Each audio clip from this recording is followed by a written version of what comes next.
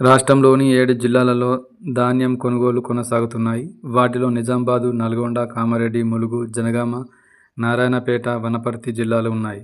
సన్న, దొడ్డు ధాన్యం కొనుగోలుకు కేంద్రాలను వేర్వేరుగా ఏర్పాటు చేశారు. వస్తున్న ధాన్యంలో దాదాపు 95% సన్నాలు ఉంటున్నాయి. ఏప్రిల్ 4వ తేదీ వరకు 15,354 టన్నుల కొనుగోలు జరిగాయి. ఇందులో 14,599 టన్నులు సన్నాలే. దొడ్డు రకం కేవలం 755 టన్నులు. వచ్చిన ధాన్యం వచ్చినట్లు రైసు మిల్లులకు పంపిస్తున్నారు. రబ్బీ సీజన్లో రాష్ట్ర వ్యాప్తంగా ధాన్యం కొనుగోలు లక్ష్యం 70.13 లక్షల టన్నులు. అందులో దొడ్డు రకం 46.71 లక్షల టన్నులు, సన్నాలు 23.42 లక్షల టన్నులు. దాదాపుగా దొడ్డు రకాలు 66%, సన్నాలు 34% సాగయ్యాయి.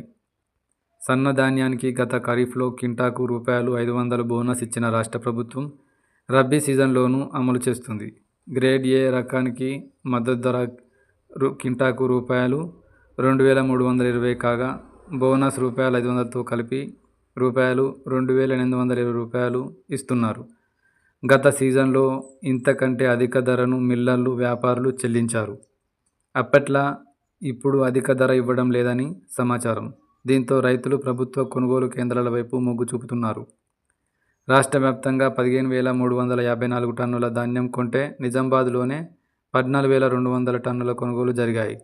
రాష్ట్ర వ్యాప్తంగా 177 కొనుగోలు కేంద్రాలలో ధాన్యం కంటాలు వేస్తుంటే అందులో 111 నిజామాబాద్ జిల్లాలోనే ఉన్నాయి. ఈ జిల్లాలలో సాగు, దిగుబడి, కొనుగోలు లక్ష్యంలో సన్నాలు 75% వరకు ఉన్నాయి.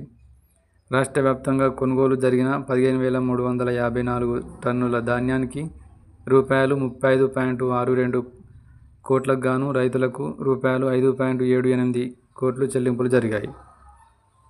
ఎస్వీ ఛానల్ను లైక్ చేయండి, షేర్ చేయండి, సబ్స్క్రైబ్ చేయండి.